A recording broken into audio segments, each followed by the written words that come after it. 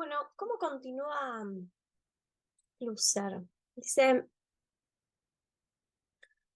en este primer estadio, entonces, aparece el peligro o la tendencia hacia la idolatría. ¿Cómo la entiende? Bueno, cuando vivimos en el mundo de las imágenes y olvidamos que hemos creado esas imágenes, que las imágenes son producto de la invención humana, y en lugar entonces de descifrar estas imágenes, de buscar cuál es su código, vivimos en función de las imágenes, bueno, caemos en la idolatría. Cuando esto sucede, la imaginación se vuelve alucinación.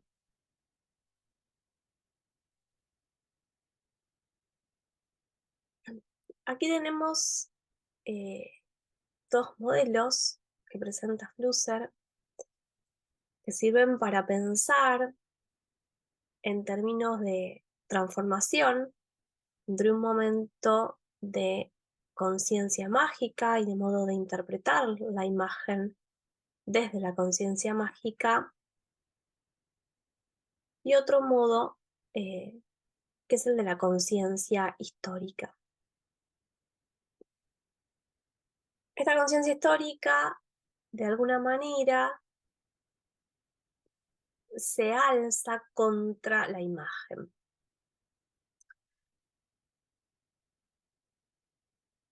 Nosotros podemos ver una imagen y creer que esa imagen está fija. Pero en verdad, en toda imagen, en toda fotografía, hay líneas que nos conducen a cierto movimiento dentro de la imagen.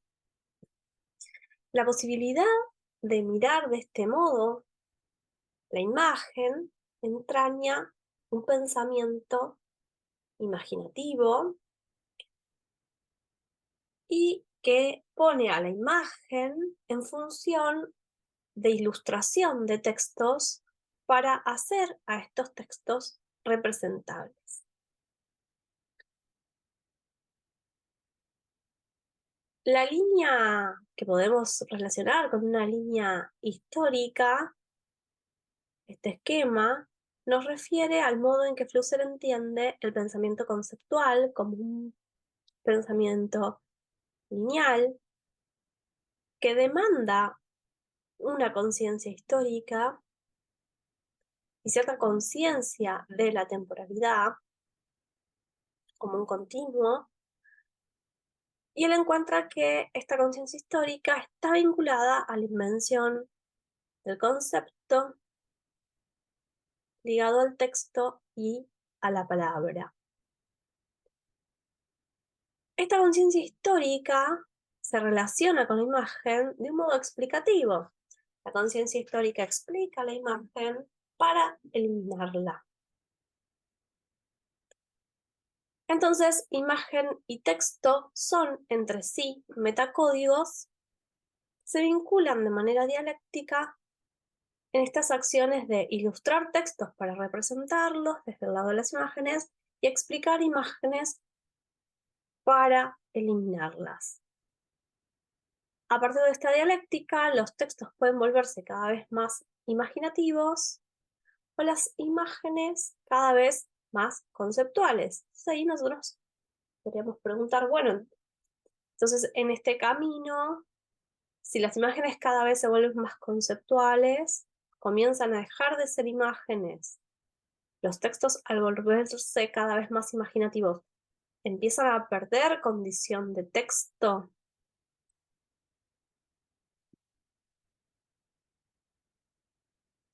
La escritura, toda escritura es una intención que media entre el hombre y la imagen, o las imágenes,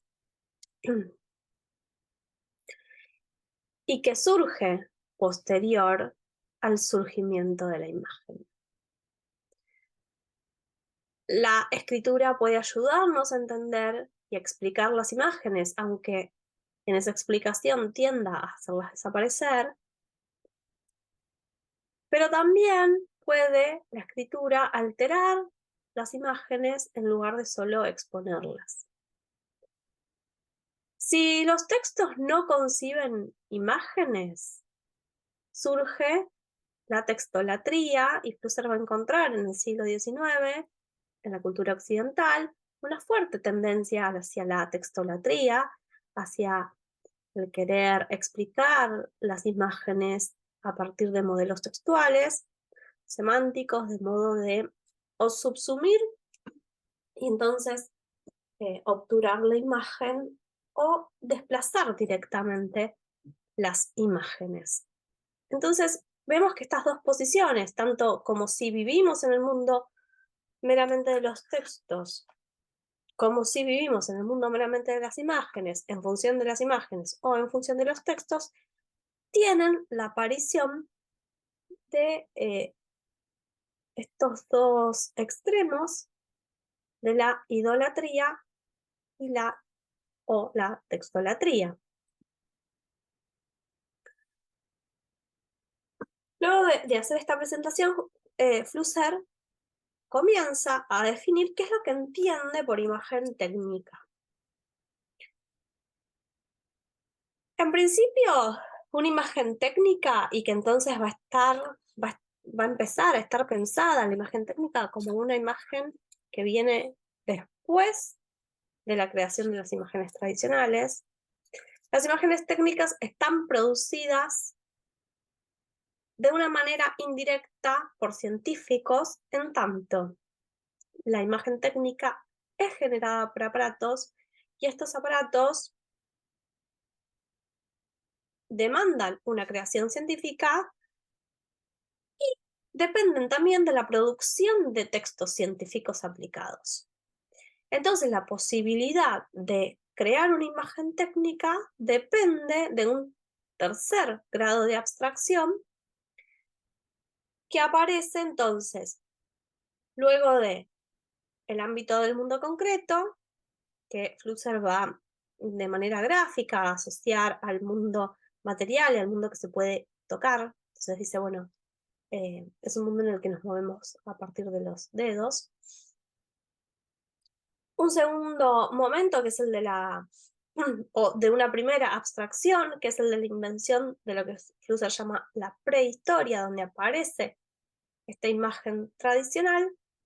Y un segundo momento de abstracción, que es el de la aparición del texto y entonces de la conciencia histórica lineal que veíamos recién, en contraposición a la conciencia mágica que es predominante, característica de este primer momento de abstracción y del paso del mundo concreto al de la prehistoria.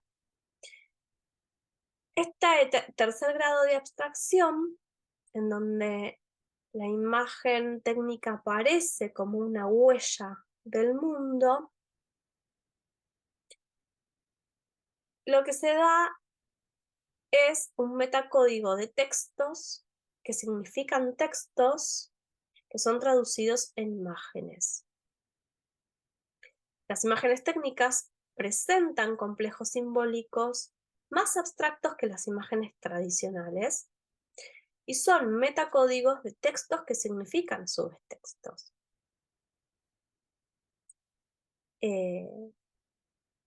Las imágenes técnicas tienen una escritura, ¿no? Tienen una inscripción. Y fíjense qué interesante esta cita. Dice, la falta de crítica ante las imágenes técnicas resultará riesgosa en una situación donde las imágenes técnicas se disponen a desplazar a los textos. Este riesgo está fundado en que la objetividad de las imágenes técnicas es en definitiva una ilusión.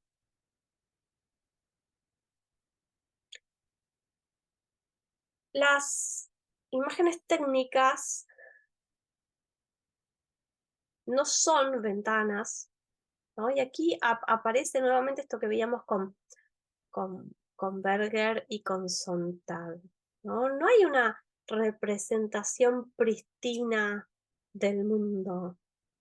La fotografía, como producto de la imagen técnica, no nos muestra la realidad ni la verdad del mundo. No son ventanas por las cuales nos asomamos y vemos el afuera de nuestra habitación. Son imágenes que nos traducen estados de cosas.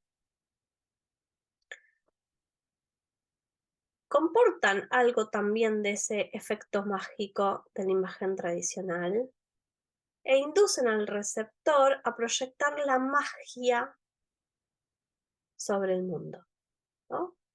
Al volver desde la imagen nuevamente al mundo. Estas imágenes técnicas, entonces, tienen una magia que es posthistórica, diferente a la magia prehistórica de las imágenes tradicionales. Estas imágenes tradicionales que buscaban modificar el mundo, sustentadas en el rito, en el mito. Las imágenes técnicas, por el contrario, buscan modificar nuestros conceptos en relación al mundo. Se ve cómo al incorporar la noción de conceptos en relación al mundo, aparece otro grado de abstracción que supone también otro grado de mediación entre nuestra experiencia del mundo y el mundo, o lo que construyamos como mundo.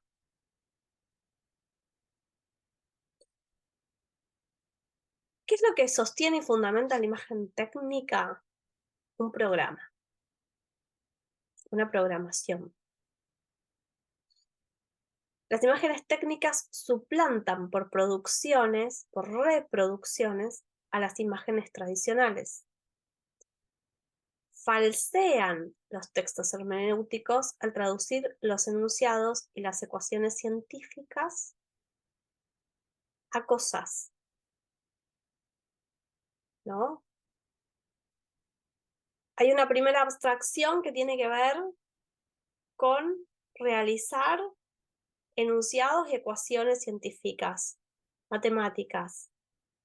Una vez que ese grado de abstracción ha sucedido, a partir de allí se crean la teoría y luego los aparatos que nos permiten generar imágenes técnicas. Suplantan entonces a la magia prehistórica por una magia programada. Pero fíjense que la magia no desaparece. Estas imágenes técnicas tienen una fuerza de absorción. Todo quiere ser fotografiable. Todo quiere, decíamos antes con Berger, ¿no?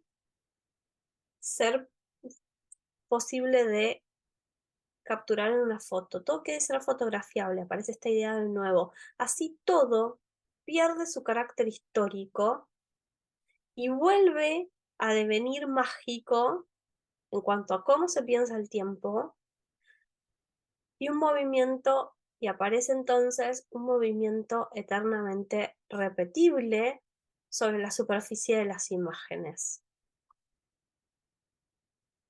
Entonces, esta transformación en relación a la técnica de la imagen trae también consigo una transformación en cuanto a nuestra percepción y relación con el tiempo. Una imagen va a ser también un objeto cultural.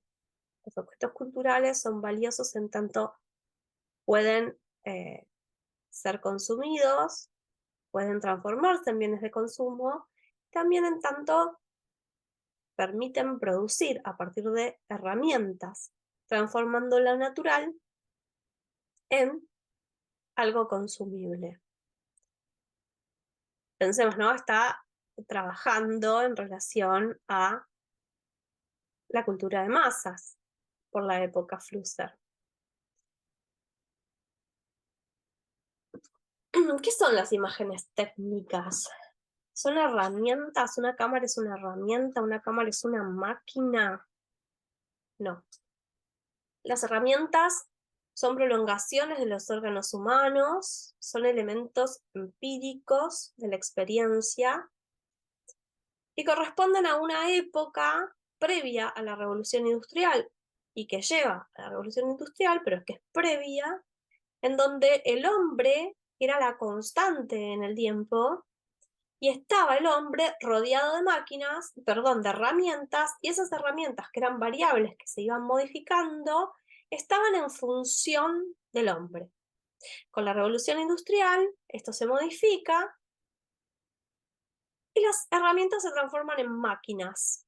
Estas máquinas son herramientas técnicas que en comparación con las herramientas son más generales, son más costosas, sus productos son más baratos y también son más numerosas.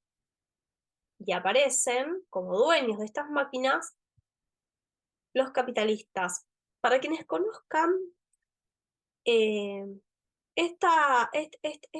estos momentos que va definiendo Flusser y mostrando los cambios que se dan en relación con el quiebre de la revolución industrial y que después en las transformaciones del capitalismo les puede resonar al postscriptum sobre las sociedades de control de Deleuze. Bien, en donde, bueno, la referencia clara es Foucault también, ¿no?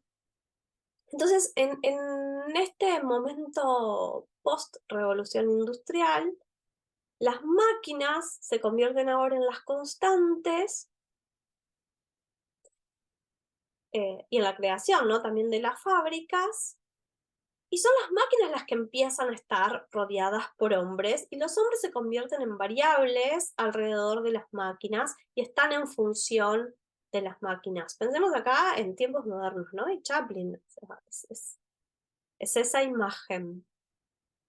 Entonces la pregunta que abre Flusser es, bueno, los aparatos de fotos, ¿qué traen consigo? ¿Será el fotógrafo un proletario y habrá un fotocapitalista? ¿No?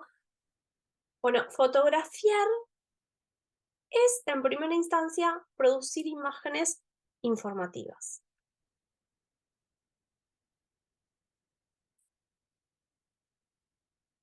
¿Qué pasa ahora con el gesto de fotografiar que analiza Flusser para pensar la fotografía? Es interesante que hasta aquí, en estos primeros capítulos, ¿no? Que son la imagen técnica y el aparato de fotos, que son los 3 primeros capítulos, Flusser trabaja con pensar el objeto y el fenómeno, ¿no? Con el gesto empieza a pensar la acción de quien toma la fotografía. Luego va a volver a pensar el objeto desde la consideración de la fotografía y después va a pensar la distribución, la recepción y la conformación del universo fotográfico. Esto es muy interesante porque ya está poniendo toda la fotografía en un contexto, ¿no? No es solo el objeto o el fenómeno o el material, sino que ese material tiene que ver con su contexto de producción, su contexto de divulgación, de circulación y de observación.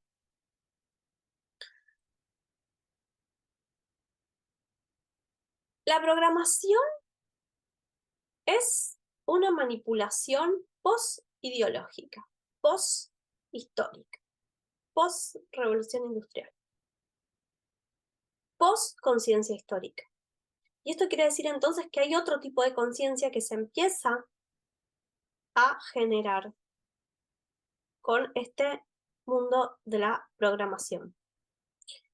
El fotógrafo solo actúa dentro de lo posibilitado por el aparato. Esto es muy fuerte, ¿no? Porque además pareciera que le quita agencia a quien toma la foto. El aparato hace lo que quiere el fotógrafo, pero el fotógrafo debe querer lo que puede el aparato y hay una suerte de impotencia del fotógrafo estamos hablando siempre masculino porque, bueno, Flusser lo habla, ¿no? Pero por supuesto del fotógrafo, de la persona que toma las fotos, ¿verdad? Hay una cierta impotencia en tanto nunca puede ir más allá de las posibilidades del aparato y de la programación que ese aparato porta. Un poco podríamos pensarlo, Flusser lo está haciendo, ¿no? Como el aparato fotográfico, de alguna manera, es a priori de la foto, ¿no? Es una condición material, es un elemento de esta estructura que empezábamos definiendo con Ana García Varas. El fotógrafo y aparato confluyen, entonces, en una función inseparable. Y este es un gesto postindustrial, posideológico, programado, donde lo real es información. Y el resultado de esta relación es una fotografía.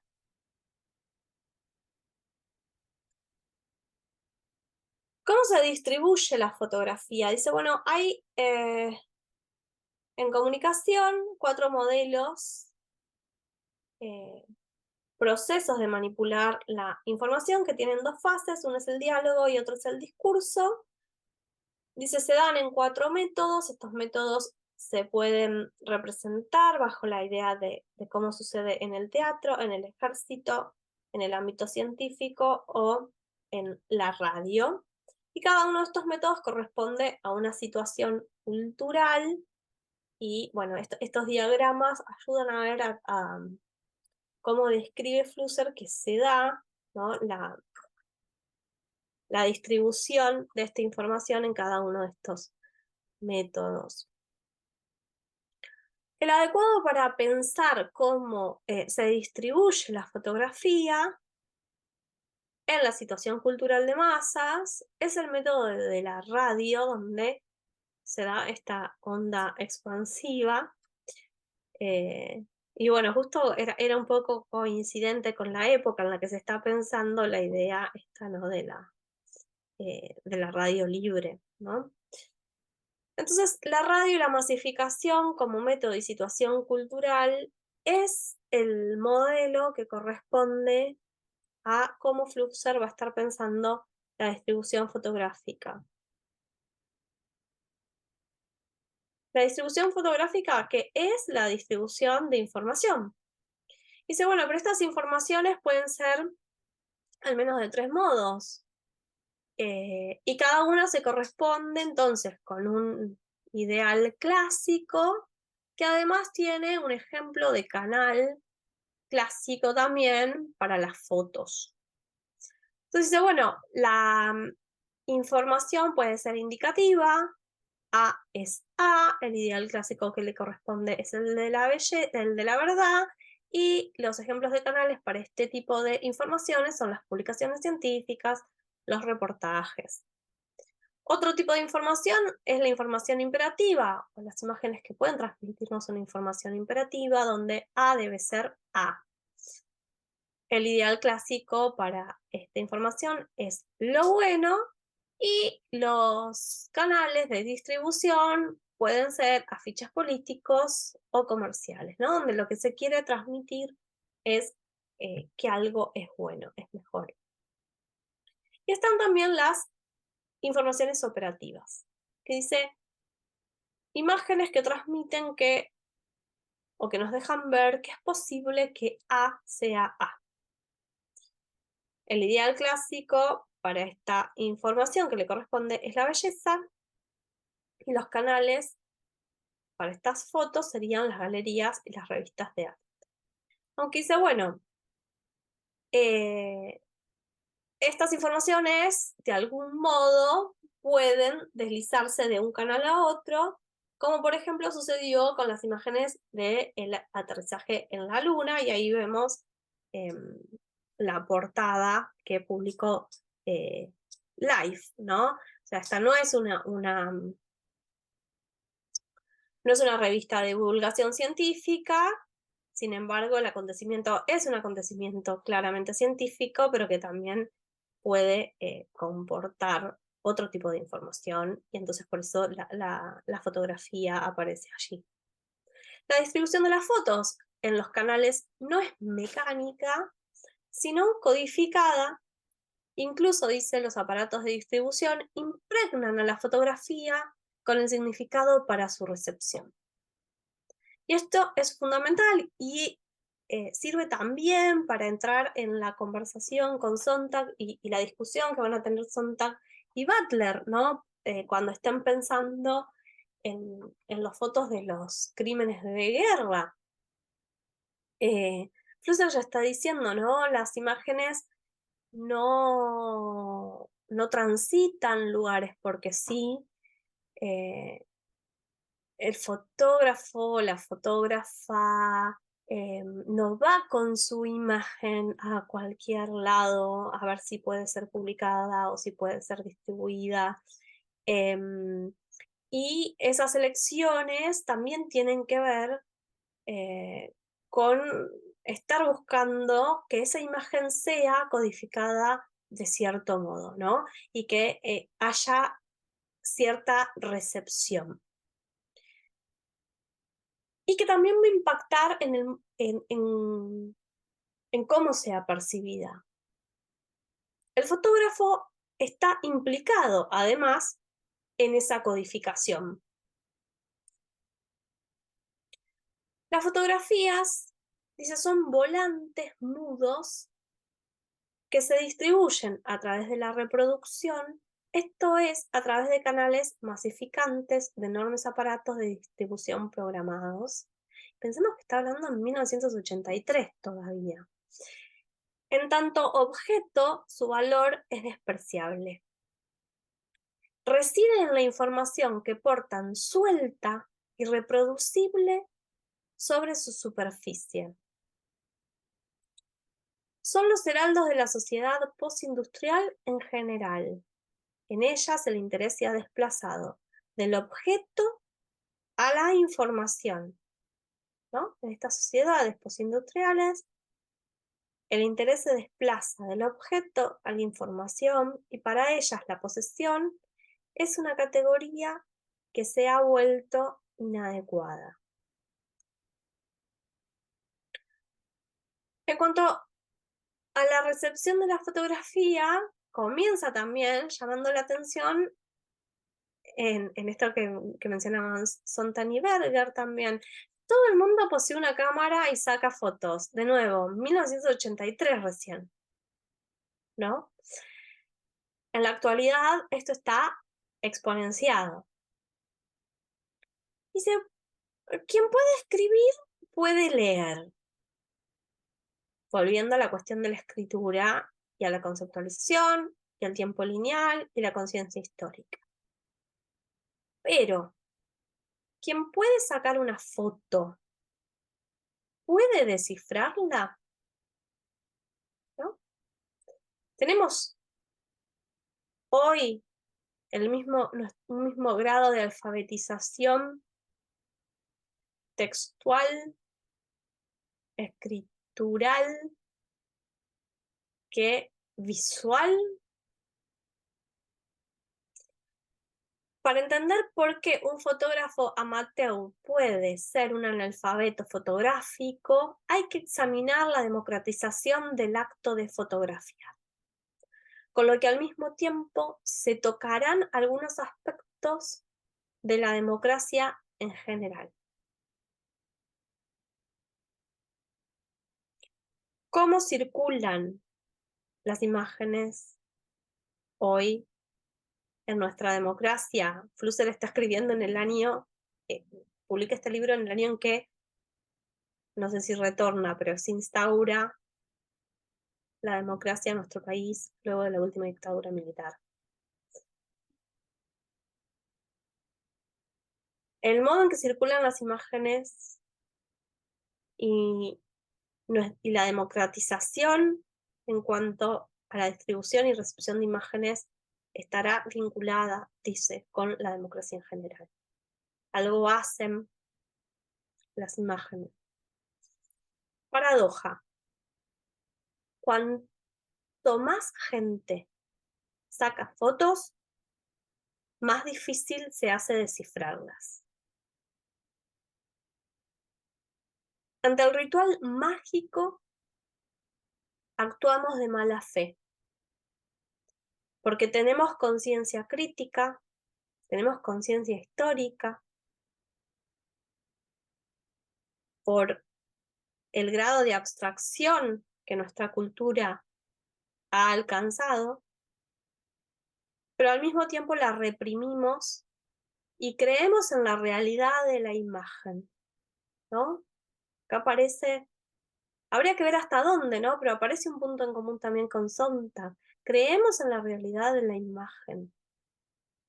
Pensamos que las imágenes, bueno, al revés, ¿no? Decía ella, las imágenes son más reales de lo que creemos, o tienen más realidad de la que creemos, decía Berger, pero la foto sirve para reprimir nuestra capacidad crítica, ¿no? De nuevo, la posibilidad de fotografiar también nos permite un distanciamiento. Las fotos conforman un círculo mágico que nos rodea en la forma del universo fotográfico. Este círculo es el que hay que romper. El universo fotográfico, vivir, conocer y evaluar el mundo en función de las fotos. Este tipo de existencia donde todo experimentar, conocer, valorar y actuar puede ser descompuesto en elementos en forma de puntos, bits, nos es conocido. Es la existencia de los robots. El universo fotográfico y todos los universos aparáticos robotizan al hombre y a la sociedad. El universo fotográfico programa al observador para un comportamiento mágico, funcional, automático, sin obedecer a ningún tipo de intención humana. Hay un peligro aquí, ¿no? Hay un riesgo desde el lugar de la observación. Corremos el riesgo de convertirnos en autómatas que solo vemos en las imágenes aquello por lo cual las imágenes fueron programadas.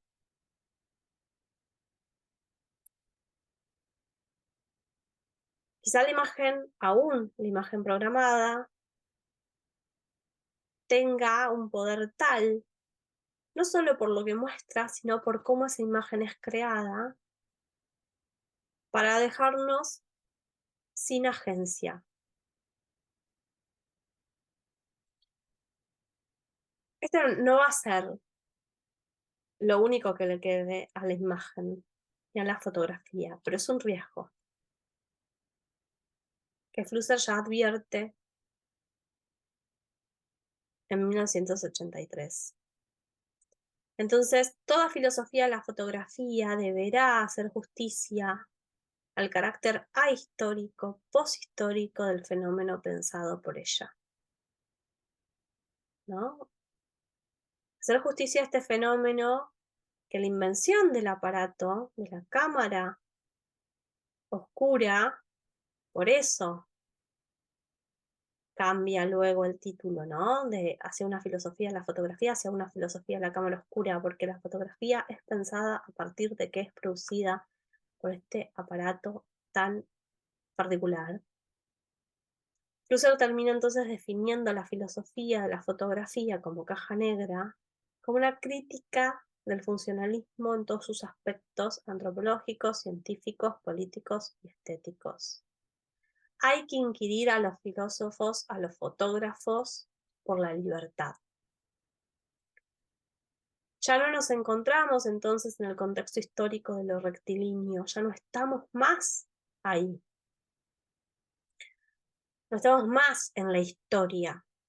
en la mera conceptualización, donde nada se repite, donde el tiempo es lineal, donde hay sucesiones y donde todo tiene una causa para luego producir consecuencias. Nosotros ya pensamos desde un modo poshistórico, ya no pensamos más en términos de la verdad absoluta. Si a alguien le resuena aquí la muerte de Dios, Nietzsche, estamos en una buena resonancia. La verdad ahora se piensa en términos de factibilidad y esto tiene coincidencia en lo que son los escritos de filosofía de la ciencia, ¿no? Digo, Hempel termina pensando la verdad de la ciencia en términos de optimalidad epistémica. Entonces la hipótesis de Flusser es que pensamos de este modo porque pensamos en categorías fotográficas, porque el universo fotográfico nos ha programado para un pensar posthistórico. Las estructuras básicas de nuestra existencia se están transformando. Hoy podríamos decir ese nivel de transformación incluso se ha profundizado. Y se trata de una revolución existencial. Se trata de preguntar entonces por la libertad, pero en un nuevo contexto. No ya el contexto de la Revolución Francesa, ¿no? En el cosmos vemos un aparato que contiene información originaria en su input, Big Bang, y que está programado para hacer realidad y agotar necesariamente a través del azar esta información, ¿no? La muerte térmica. Tenemos imágenes que nos muestran cómo podría ser en términos de factibilidad la muerte de nuestro mundo. Entonces la fotografía ya no es una herramienta como una máquina, sino que es un juguete. Hice un juguete como una carta de un mazo o una pieza de ajedrez. La libertad va a residir entonces en la posibilidad de jugar con ese aparato y en no ser meros autómatas programados. Pero si todo está basado en el azar y necesariamente no lleva a nada, ¿dónde queda el espacio, no, para esta libertad humana? La filosofía de la fotografía es necesaria para elevar la conciencia la praxis fotográfica, y esto a su vez porque en estas prácticas se hace visible un modelo para la libertad en el contexto postindustrial en general.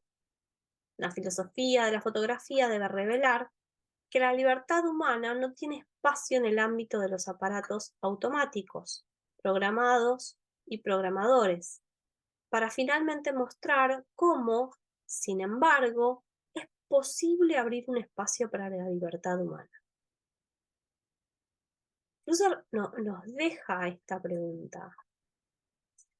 En el capítulo final del universo de las imágenes técnicas, va a esbozar algún tipo de diagrama para esta respuesta, ¿no? Pero la pregunta es, bueno, ¿qué libertad en el universo de aparatos? Y aquí vemos también cómo hay una preocupación ética en relación a la cuestión de la imagen y de la imagen fotográfica.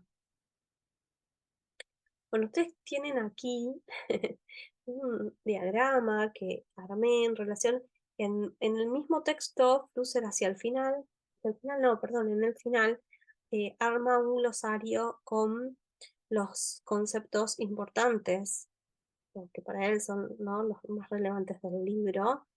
Y bueno, si uno empieza a definir estos conceptos y a relacionarlos entre sí, puede empezar a jugar a armar estas conexiones.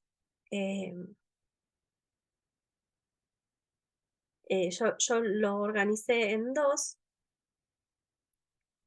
¿sí? Y en uno aparece a partir de la definición de imagen técnica y de imagen, aparato, juego, programa, ¿sí? Como ven ahí que se va vinculando. y el otro a partir de unos conceptos que aparecen en relación a todos los demás, pero también tienen algunos que llamativamente no pueden definirse o entrelazarse con la definición del concepto, como por ejemplo el de realidad. Incluso define ahí en el glosario la realidad como eso contra lo que chocamos en nuestro camino a la muerte, por tanto, algo en lo que estamos interesados, ¿no? Bueno, algo con lo que chocamos en nuestro camino a la muerte, por tanto, algo en lo que estamos interesados. Nos interesa, de alguna manera, pensar e intentar definir qué es la realidad. Y define también allí abajo lo coloqué esto con valor. Con valor es algo que es como debe ser. Bueno, volvemos a ver ahí la definición de historia. Es interesante porque en esta conceptualización que hace parecen definidas de manera un poco más sintética, ¿no? Pero uno luego puede ir al texto a reconstruirla. Dice, bueno, la historia es la traducción, entonces, progresiva y lineal de representaciones en conceptos. Acá podríamos decir, ¿no? Es bastante kantiano, parte de la idea de que hay representaciones, ¿no?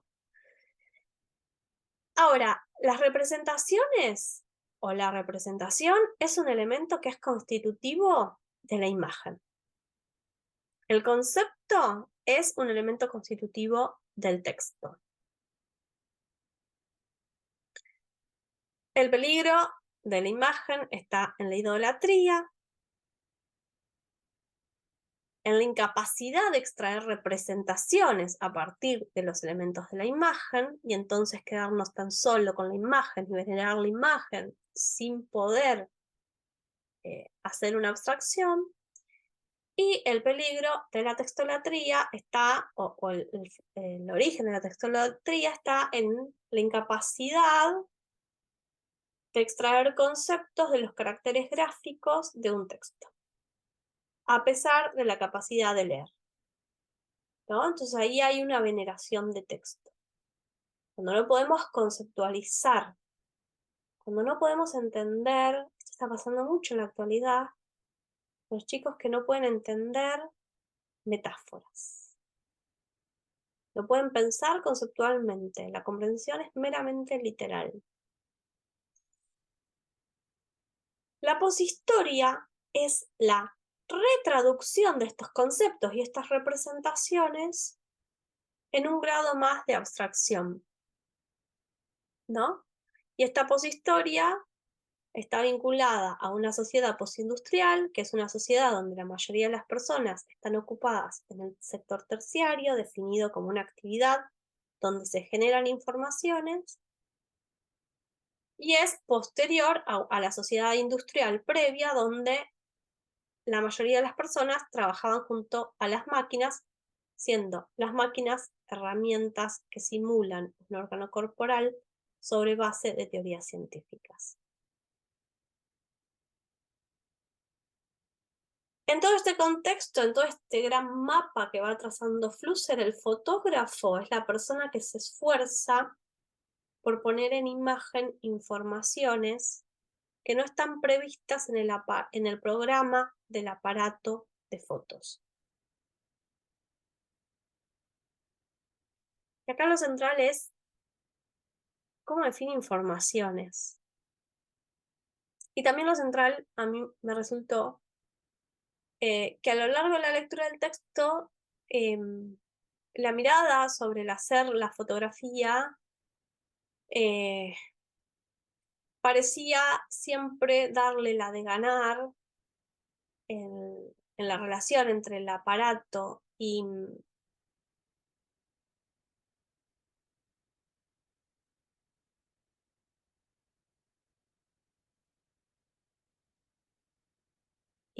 perdón, entre el aparato y el fotógrafo parecía darle siempre la de ganar al aparato y a la programación. Y en cambio, en esta definición,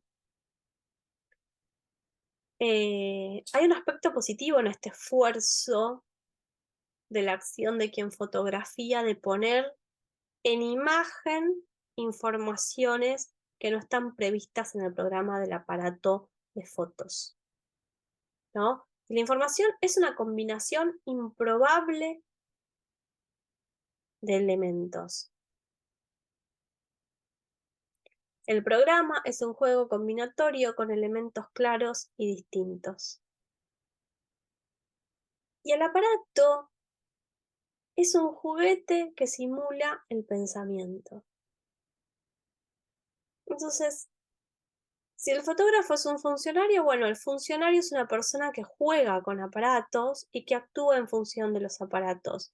Entonces, hay una relación de dependencia y de estar estructurados por las posibilidades que los aparatos nos generan, pero también hay una posibilidad de jugar y de abrir entonces un ámbito de libertad y de acción en relación, ¿no? Entonces, la fotografía es esta imagen similar al volante, pero que tiene la particularidad y la gran diferencia de ser generada y distribuida por aparatos.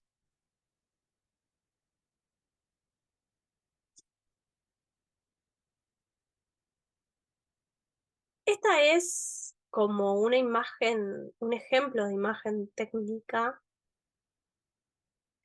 Es la imagen que se generó de un agujero negro supermasivo, dice, bueno, 6.500 millones de veces más masivo que el Sol, ¿no? Y que se encuentra a 55 millones de años luz de nuestro planeta.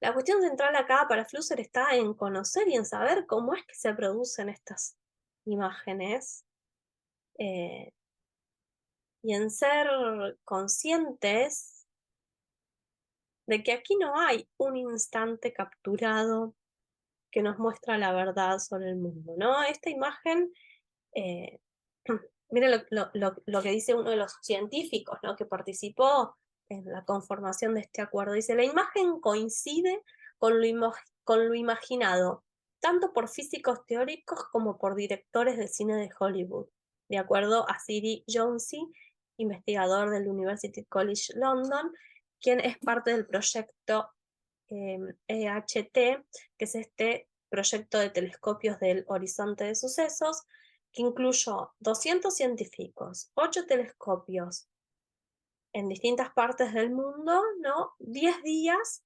capturando datos. Esos datos fueron almacenados en cientos de discos duros que fueron transportados por aviones a centros de procesamiento en, perdón, en Boston y en Bonn, que sintetizaron toda la información. Fue una operación extraordinaria, una gran hazaña científica, y se ha logrado, en palabras de los propios científicos, ¿no? Hacer algo que hace una generación se consideraba imposible. Y se ha logrado hacer lo que Flusser avisoraba que se iba a generar, que iba a ser lograr imágenes de tal magnitud sintetizadas que nos mostraran lo que estábamos previamente imaginando.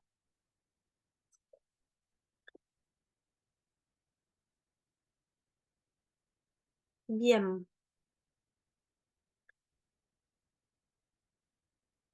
Vamos a pasar ahora a esta otra parte de la exposición, que va a seguir vinculada, por supuesto, a todas estas notas que Berger y Sontag y Flusser nos han dado para introducirnos a la filosofía de la imagen fotográfica, pensando ahora conceptos que están relacionados, pero que son de autores contemporáneos y que nos permiten traer estas consideraciones de los inicios al mundo contemporáneo, ¿no? Entonces, Ito Steyer una filósofa y artista, nos brinda este concepto de imagen de spam para pensar cómo este tipo de imágenes que vemos allí y que son las imágenes que más invaden de repente las redes sociales, habitan, se reproducen, ¿no? Y hacen algo con nosotros. Desde el punto de vista de la imagen spam, la gente es mejorable, o como dijo Hegel, perfectible. Se supone que retrata personas potencialmente sin defectos, lo que en este contexto significa calientes, superflacas, armadas con títulos académicos, a prueba de recesión, y gracias a sus relojes de imitación siempre puntuales en los servicios que ofrecen. Esta es la familia contemporánea de hombres y mujeres, una banda drogada con antidepresivos rebajados y equipados con prótesis corporales. El Dream Team del hipercapitalismo. La imagen spam puede decirnos mucho acerca de los seres humanos ideales, pero no mostrarnos verdaderos humanos. Más bien, todo lo contrario, los modelos que habitan la imagen spam son réplicas photoshopeadas demasiado mejoradas para ser verdad. Se dirige, y esto es genial, que lo que nos advierte Ito Steyer, la imagen spam se dirige a la mayoría de la especie humana, pero no muestra a la mayoría de la especie humana. Habla, pero no representa a aquellos que son considerados prescindibles y superfluos como el propio spam. La imagen que de la humanidad ofrece el spam, por tanto, no tiene nada que ver con la humanidad misma. Por el contrario, es un retrato cabal de lo que la humanidad en realidad no es. Entonces dice, bueno, podría ser un negativo, ¿no? La imagen en negativo de lo que la humanidad es. Y lo gran determinante de esta imagen spam es que nos representa de una manera que nos termina haciendo pedazos y termina siendo una manera de desaparición, tanta representación. Damos nuestros datos en cajeros automáticos, cajas registradoras y otros puntos de control, mientras nuestros teléfonos celulares revelan nuestros mínimos movimientos y nuestras instantáneas son etiquetados con coordenadas GPS. Acabamos no exactamente divirtiéndonos hasta la muerte, sino más bien representados hasta hacernos pedazos. El viejo miedo mágico a las cámaras se reencarna así en el mundo de los nativos digitales, pero en este entorno las cámaras que los nativos han sustituido por iPhones no se llevan tu alma, sino que consumen tu vida. De forma activa te hacen desaparecer, encoger, desanudar y necesitar una cirugía ortodóntica urgente. Pensar que las cámaras son herramientas de representación supone en verdad un malentendido. Son, en el presente, herramientas de desaparición. Cuanto más se presenta a la gente, menos queda de ella en realidad, ¿no? Recordemos un poco esta advertencia, ¿no? Cuanto más gente saca fotos, más difícil es descifrarlas. Más difícil es mostrar, tenemos aquí, ¿no? El significado de descifrar, ¿sí? Más difícil es mostrar el significado de un símbolo. Más difícil es producir imágenes y descifrarlas con nuestra imaginación. Más difícil es conceptualizar, generar textos y descifrarlos.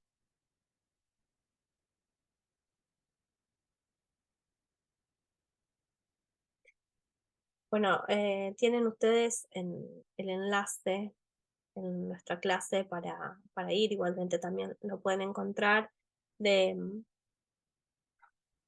un video en el que hay una performance artística de Steyer en relación a, bueno, cómo volvernos invisibles para estas o ante estos aparatos, modos de producir y de divulgar imágenes que nos convierten en desapariciones.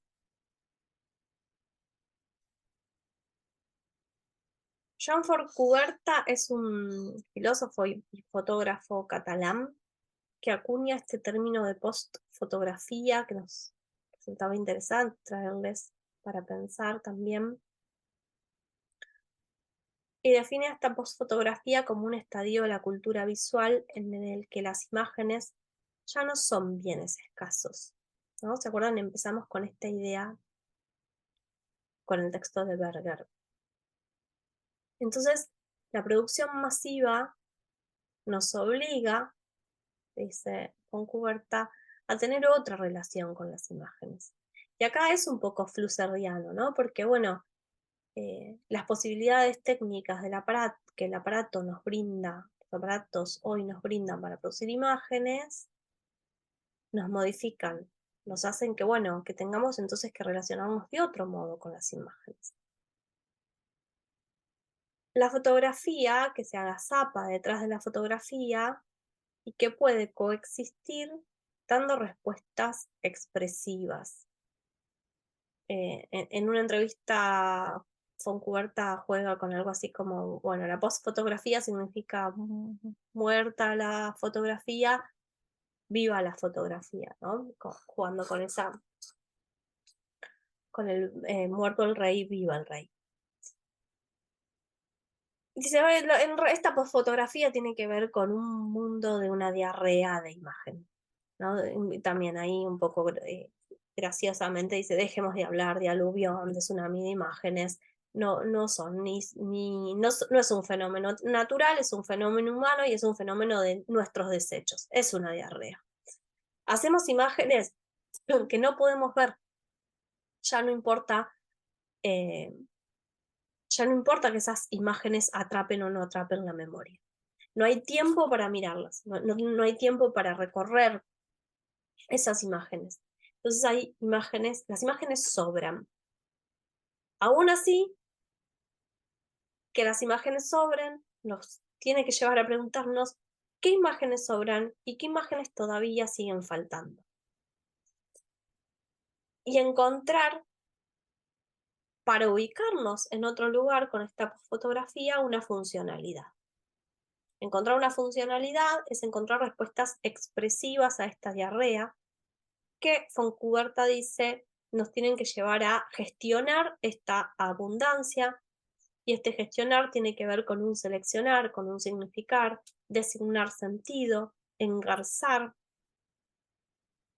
Vemos también acá cierta similitud para quienes estén familiarizados, ¿no? con las lecturas, por ejemplo, de Bifo Berardi y la descripción de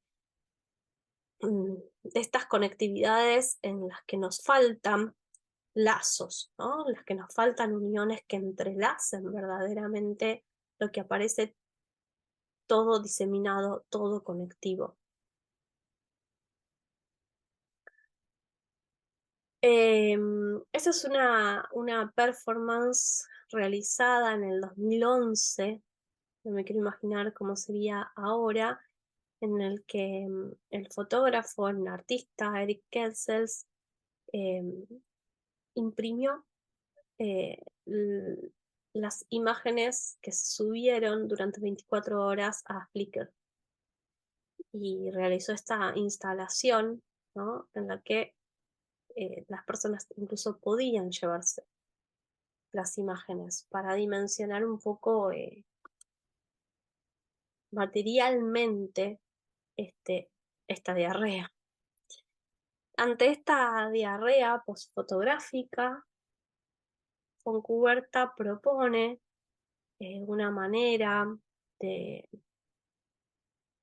realizar arte fotográfico tomando las fotografías ya existentes, para producir otras imágenes, para producir otros impactos y otras percepciones visuales, como por ejemplo este mural que se llama El Beso, un mural de arte público que se encuentra en España, en el barrio gótico, en Barcelona, ¿no? Y que de hecho fue confeccionado a partir de imágenes que la gente le envió y él fue seleccionando. Una propuesta similar que él realiza es la elaboración de estos Googlegramas. Esta imagen también es una imagen fuerte y es un linkeo también a la discusión que establecen Sontag, bueno, y que en realidad Judith Butler establece con Sontag a partir de su lectura de las imágenes de las torturas eh, del 2003, ¿no? A partir de la guerra y la invasión de Estados Unidos a Irak. Esta imagen está también conformada por imágenes digitales que se hallaban en la búsqueda en Google de los nombres de aquellas personas que participaron y declararon luego en las investigaciones, los juicios de estos crímenes. Entonces aparecen estas imágenes, que son las imágenes que a su vez aparecían al ser googleadas. Lo central es que, bueno, ¿no? Perdón, vuelvo, que esta idea que propone von Kuberta, que hay otros artistas que están elaborando en esta misma dirección, de la importancia de hacer algo con este aluvión de imágenes. Incluso en algún momento te preguntan, bueno, ¿será necesario? ¿Tenemos que seguir sacando imágenes? Que es una buena pregunta, ¿no? Porque hacer el ejercicio de pensar en por qué sí y por qué no nos lleva por caminos interesantes, ¿no? Bueno, y hasta podríamos decir, bueno, es la misma pregunta que podemos hacer en relación a la música, ¿no? Eh, ya hemos fotografiado todo, ya se hizo toda la música posible, no solo la de hacer, ¿no? Sino la de grabar. Vamos terminando ya esta larga exposición. Y volvemos a una autora que ya hemos utilizado, con la cual hemos conversado en otros cursos, que es Alejandra Castillo, ¿no? Ella en el 2020 publica este libro, Adicta a Imagen, en el cual ya desde este título, ¿no? Adicta a Imagen, se busca pensar cuáles son los efectos que está teniendo en nuestras subjetividades y en nuestros modos de comunicación el hecho de que las imágenes circulen gran mayoritariamente a partir de la pantalla, ¿no? Esto ha producido un cambio importante también en el régimen escópico. ¿Qué es el régimen escópico? Bueno, un régimen escópico establece qué es lo visible y qué es lo invisible, ¿no? Y más específicamente, qué es lo que es invisibilizado por los discursos y los códigos de producción, divulgación y observación de las imágenes. Brea lo define como la construcción social de un modo general, abstracto, que articula como actividad cultural los propios actos de ver. Castillo da su definición, dice, es un particular orden de dominio visual que describe lo que puede ser visto y lo que no, da contorno y figura a aquellos cuerpos que gozan de visibilidad y presencia, como a su vez limita y margina a otros. Un régimen escópico se compone por el deseo, se compone por la escritura y se compone también por la imagen. Se habrán dado cuenta que desde los inicios estamos rozando la cuestión del deseo en la imagen, pero hemos decidido tomar otro camino, el deseo nos quedará para otro curso. Nos estamos concentrando en otras partes de la imagen. Dice, bueno, la imagen es un esquematismo constitutivo del proceso visual. Las imágenes ellas mismas nos enseñan a ver y constituyen coordenadas para identificar lo visto, que se unifica con lo deseable, y lo no visto, que es también lo abyecto, ¿no? Todos estos autores que venimos trabajando encuentran también que aquello que no está visualmente en la imagen de manera directa hace también a la imagen. Un poco viene por ahí, para los que preguntaban en algún momento también, ¿no? ¿Cómo se articula?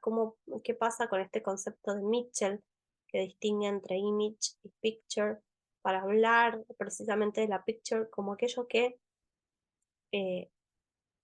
es aquello que podemos colgar, ¿no? En el cuadro y que hace a la imagen.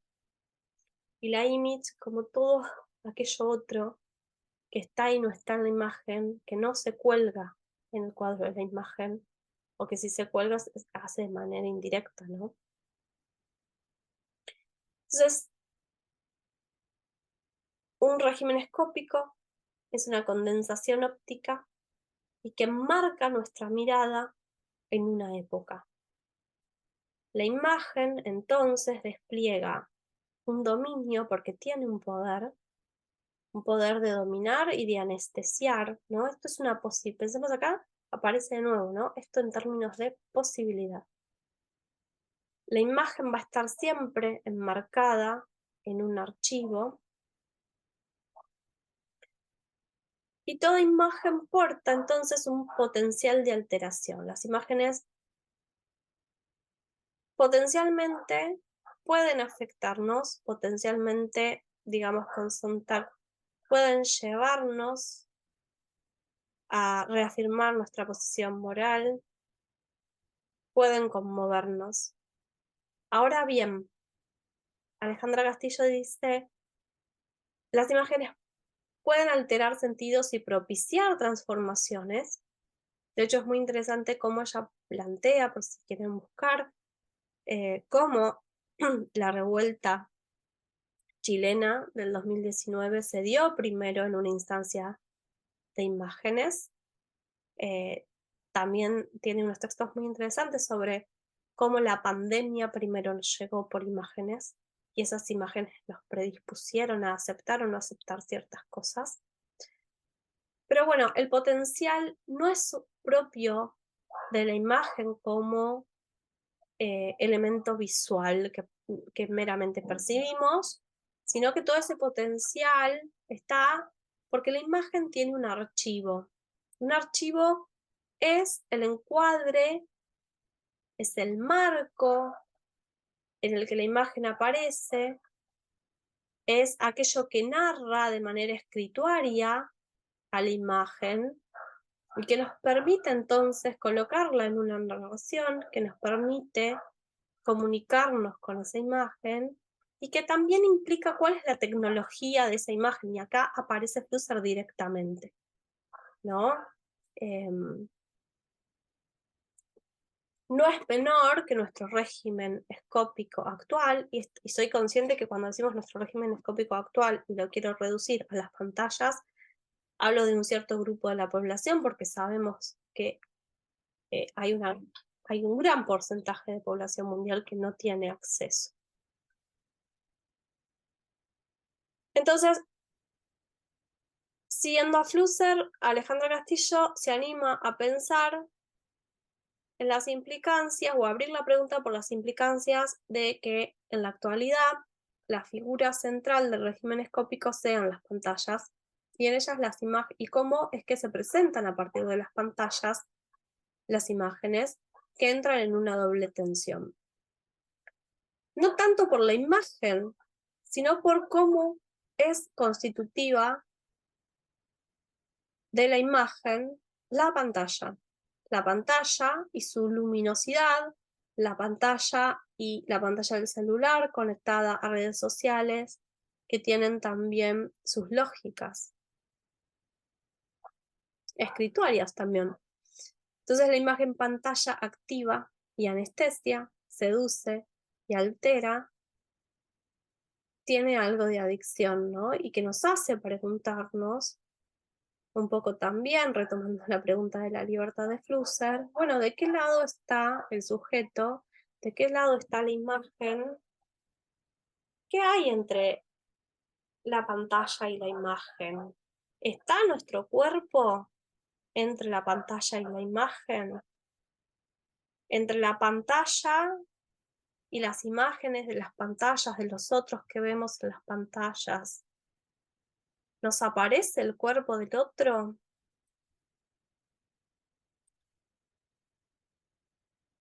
¿Cómo está modificando la pantalla nuestro régimen escópico actual y por ende nuestra vida? Esta es una imagen de pandemia, una científica que está siendo entrevistada por la CNN y que decidió luego también publicar esta doble imagen del momento que estaba viviendo, ¿no? Lo público y lo privado, dice Flusser, va a comenzar a desdibujarse la distinción. Es una distinción también que el feminismo viene queriendo, no sé si difuminar, pero por lo menos criticar, ¿no? Pero aquí vemos una parte tal vez hasta negativa. Realizamos en privado lo que se hacía en público. En el caso del teletrabajo, la migración escolar a la virtualidad durante la emergencia en la pandemia, y realizamos en público lo que era del ámbito privado, TikTok, Instagram, Facebook, ¿no? Entonces, la cuestión es que ya ni lo público ni lo privado pueden ser descritos como lo hacía la filosofía o la teoría política hace años atrás, y esto se refleja y a la vez está potenciado por el aparato, pantalla, digital, virtual. Bueno, acá tenemos esta obra de Julia Scheher, Information America, de 1995, ¿no? Que también eh, juega con esta descripción que hace Castillo de la hipermodernidad para definir este régimen escópico actual como un panóptico cada vez de mayor vigilancia. Estamos en la mira de algo todo el tiempo. Es omnipresencia de lo visual, que nos hablaba Berger, que hablaba Flusser. La hegemonía de lo visual se construye en línea recta, con imágenes rectas, visibles, estables, neutrales, verdaderas, racionales, objetivas, mercancías. Sobreabundancia de información e imágenes, donde el secreto generalizado constante es no saber qué pasa realmente. Este régimen escópico actual construye un mundo de imágenes sin imaginación en el sistema en red que nos hace caer en la identificación de la imagen con lo visual. Contra lo que hay que operar una práctica visual de resistencia, crear imágenes de mudez provisoria, que desarticulen la identificación entre hacer visible y hacer intangible en términos de Alejandra Castillo, que nos permitan concebir las imágenes por fuera de la lógica de la verdad. Imágenes que ya son y que ya vienen disputando las coordenadas modernas. Creo que esta es un punto en común que tienen estos autores. Las imágenes y la imagen fotográfica no nos muestran la verdad, pero incluso no solo porque no sea algo que no pueden hacer, sino también porque esa dicotomía inicial que empezamos mencionando en relación a la caverna de Platón, entre el mundo de la apariencia y el mundo verdadero, desde estos autores, esa dicotomía parece perderse, parece quedar obsoleta, no porque las imágenes o las representaciones o las apariencias nos demanden elegirlas por sobre la verdad, sino porque, como establece Nietzsche en la historia de un error, en el caso de los ídolos, ha desaparecido la distinción. Ha desaparecido la distinción entre el mundo aparente y el mundo verdadero. El mundo es el que es. No hay hechos, sino interpretaciones. Decía, Flusser termina el texto de El universo de las imágenes técnicas, elogio de la superficialidad, con la concepción de la música de cámara para pensar este universo de las imágenes técnicas. El libro tiene estos 16 capítulos. Del capítulo 1 al capítulo 15, los títulos son acciones. Acciones para pensar lo que las imágenes hacen con nosotros, lo que nosotros hacemos con las imágenes, o cómo hacemos el mundo con imágenes, cómo se construye este universo de imágenes técnicas. Pero el último capítulo es un sustantivo. Y Flusser dice, bueno, este podría leerse como el primer capítulo. ¿Sí? Me interesaba, para cerrar, considerar lo que allí propone Flusser. Aparecen ciertas profecías. La distinción entre natural y artificial será funcionalmente inútil. Pensemos cómo esta discusión está en la actualidad a partir de la inteligencia artificial, ¿no? O de los avances en inteligencia artificial generativa. La sociedad informática telematizada firmará un todo funcional indivisible. Una caja negra. Todos participarán del universo, pero cada uno desde su rincón.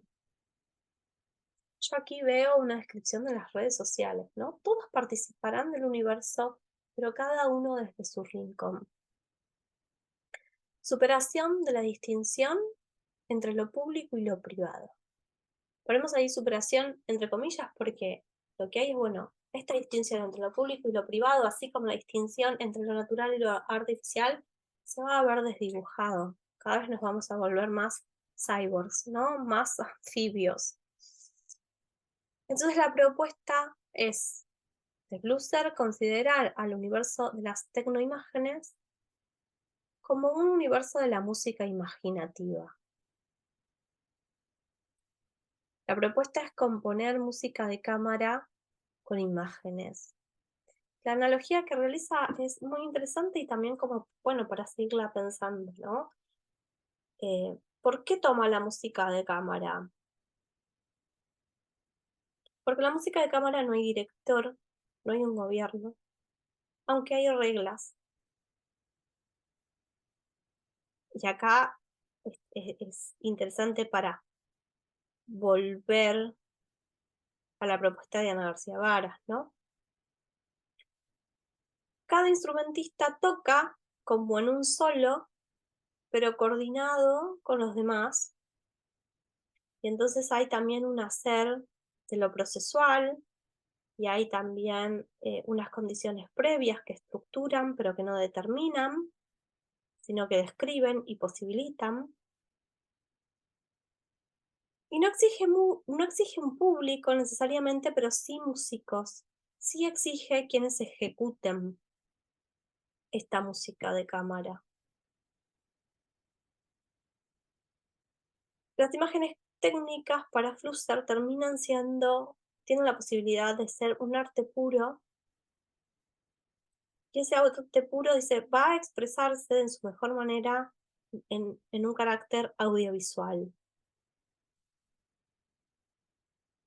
Un poco también reflejando que toda percepción es sinestésica y que no hay percepción pura de nada, sino que toda percepción visual exige además la conexión con otros sentidos y un ejercicio de la imaginación. Pero entonces, el universo de las imágenes técnicas nos demanda también un nuevo nivel de conciencia. El universo de las tecnoimágenes estará compuesto por representaciones computadas y musicales que no podrán engañarnos, que en definitiva nada encubren.